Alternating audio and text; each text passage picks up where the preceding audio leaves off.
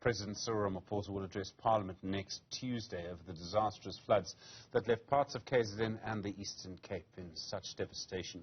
The Speaker of the National Assembly says that in his letter calling for a joint sitting, the President highlighted the need for a massive humanitarian and an urgent relief effort.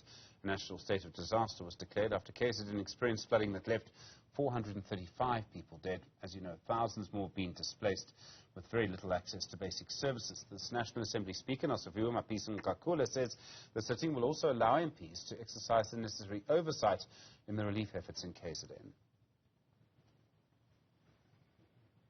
The website News24 is reporting today that a group of people working in government in the Defence Department want to appeal to President Cyril Ramaphosa because they're going to lose their jobs after the Defence Minister Thandi Modise said they should not have been appointed on a permanent basis.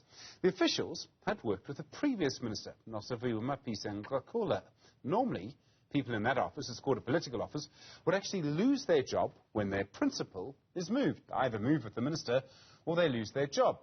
But Mapisa-Nqakula gave them documents saying that their jobs were permanent. Modise says they cannot be permanent and that move was illegal. Osbourne Molatudi is Managing Director of Employment and Labour Law Specialist at Molatedi Afforneys Osbourne. Good afternoon to you. What do you make of this? Can government fire these people? Good afternoon, Stephen, and thank you once again for having me on your show. Firstly, please just allow me to express my heartwarming wishes to the people of KZN, as I've always considered KZN as my second former home. That is where I completed my final degree and served my articles and got exposed to the beautiful citizens of KZN.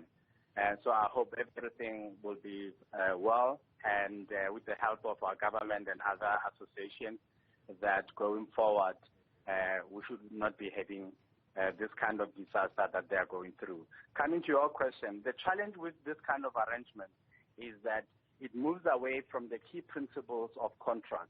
A contract has to be between an employer and employee, and that employee should continue to be able to serve that employer, not at the mercy of a representative of the employer, but in line with the basic principles of the very same contract. What I mean by this, Stephen, is that a contract can only be terminated under certain circumstances. One, which is the famous one, is misconduct.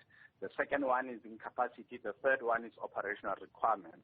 Now, when you have political appointees, so as they are called, that are intended to be hired on a fixed-term basis, one would imagine that that provision would be well spelled out in that contract, fixed-term contract, to say, although we are employing you into this office, you must know that you are employed on a fixed-term basis and that your contract will terminate when the following events happen. And one of those events should be specified as a minister in charge here of leaving the office, etc., etc. In the absence of those, then the veterans and any other affected staff members will have every right to approach an appropriate forum to go and lodge a claim for unfair dismissal. I suppose the argument is around whether it was legal to make their jobs permanent or not. If that decision was not legal, would it be legal for them to stay in these positions? It is the same as the city of Joburg. It's the same. It's the same. If you are an employer and you take a decision to employ certain staff members and employees permanently, it's your decision.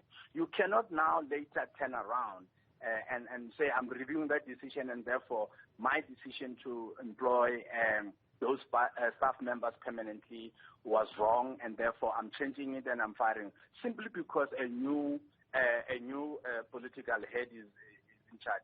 If this is to be allowed, there will be chaos. There will be chaos, because a contract is a contract. If you give me a contract that we are now employing permanently, so be it. It has to be along those lines, unless I commit misconduct, unless there are genuine operational requirements or I'm incapacitated. Just to give you an example, imagine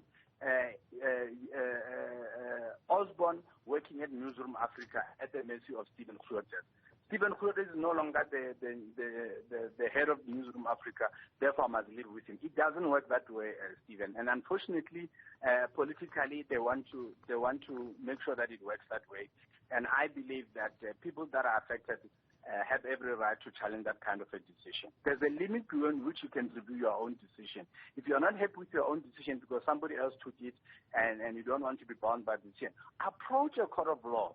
Approach a court of law. Don't affect helpless, poor staff members and revoke the decision yourself without obtaining an appropriate court order. And this is exactly what I said in my previous interview with you on this particular aspect. Osbourne, I remember it very clearly, and I was going to ask about the bearing on Joburg, and I'm going to come to more on that in a moment. But I do want to pick up on what you said about these poor employees. Now, I accept that they're poor employees, but I don't know if they're that poor. Before I trend on Twitter, let me explain what I mean.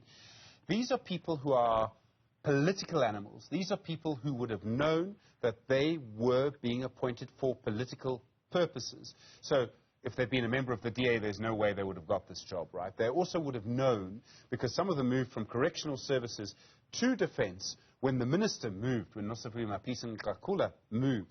What I'm trying to say is they would have been very, very informed.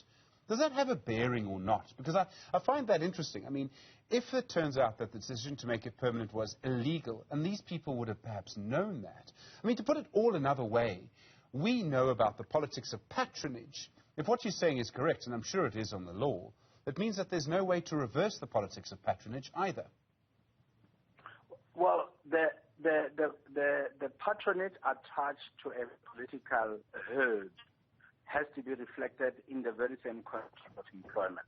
In that way, it will be legitimate to inform someone that you, now that I'm no longer heading this department, you are coming with me. We do see that with special legal advisors, etc. They move with ministers whenever they go and occupy. So here we are talking about ordinary staff members. And I'm not privy to the contents of their contract. So I was just laying down the basic principles. When I say poor in the sense of perhaps being helpless, being now expected to incur massive legal costs and go challenge a minister's decision in revoking their permanent appointment. And by the way, this time it's in the house of the ANC, the ruling party. So it's an ANC minister versus an ANC minister. Back then, there was a sort of a lack of sympathy when it was the DA having taken that decision. But again, back to the basics, Stephen, it's all about the content of a contract of employment and the application of principles thereof, insofar as their termination is concerned. In the absence of those, then whoever is affected, whether is a political appointee or not, that person will have every right to approach an appropriate right to challenge that termination if that termination is not effected in accordance with that contract. Again, just to clarify, if one minister is not happy with a previous minister who converted fixed-term contracts into permanent appointments, then that decision still remains the decision of the ministry, in this case, the Minister of Defence. And therefore, I'm saying there are limited grounds upon which a department, a government department, can review its own decision. Because if it's allowed, there will be chaos. That is why they are required to approach a court of law to say, that minister made a mistake, he shouldn't have done A, B, C, and D, and here are our reasons. In that way, a court of law will say, we agree with you or we don't agree with you. Not every minister to Meromotu go along and change and terminate people and stuff like that. Yeah. I thank you. No, Osbourne, I mean, look, if it's going to be Thandi Modise versus Nosiviwe Mapisa-Nqakula, I like my popcorn with butter, please. Very quickly, we've got the Joburg case you referred to. I presume, I mean, that's already gone to a court. I presume the decision in the Joburg case will absolutely have a bearing, have a precedent if this ever goes to court. Indeed.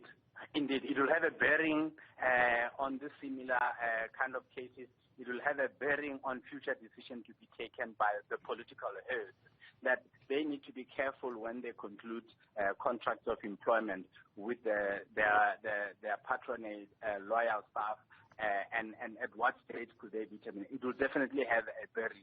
Remember, in this instance, it's the employee who went and challenged the termination. It's not the way that I would have expected where Sure. the city would have approached a court of law to say, we are not happy with the decision taken by the previous political regime by converting the fixed term into permanent. We think it was unlawful, therefore we want you to set it aside. Instead, they played it the other way around, say, let's take this decision, let's review it, let's revoke it, let them be the ones to take us to a court of law. And that's the dichotomy that we are having as we speak, Stephen. Osbourne Molatudi, always good to talk. Thank you. MD, Employment and Labour Law Specialist at Molatedi Attorneys. I do appreciate the time.